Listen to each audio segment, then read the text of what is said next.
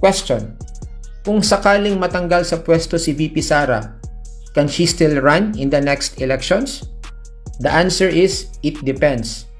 Hindi po automatic na hindi na makakatakbo si VP Sara the moment she is convicted by the Senate acting as an impeachment court. Ito po ang nakasaad sa ating konstitusyon. Judgment in cases of impeachment shall not extend further than removal from office and disqualification to hold any office under the Republic of the Philippines. Ibig sabihin po nito, nasa prerogative po ng Senado if it will include in its judgment na i-disqualify si VP Sara sa anumang posisyon sa gobyerno. So kung walang express pronouncement sa judgment ng Senado na disqualified siya to hold any public office or to run for public office, then pwede pa hong tumakbo si VP Sara sa susunod na eleksyon. Another question, makukulong ba pagkatapos si VP Sara?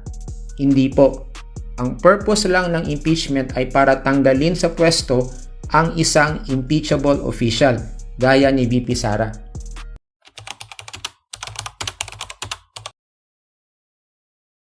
Last question, pwede bang sampahan ulit ng impeachment complaint si VP Sara o sino mang impeachable official? Ito po ang nakasaad sa ating konstitusyon. No impeachment proceedings shall be initiated against the same official more than once within a period of 1 year. Ibig sabihin, hanggang isang beses lang po sa isang taon pwedeng sampahan ng kasong impeachment ang isang impeachable official.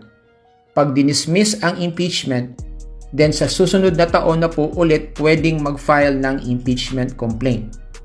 So that is our lesson for today and see you in my next video. Maraming salamat po.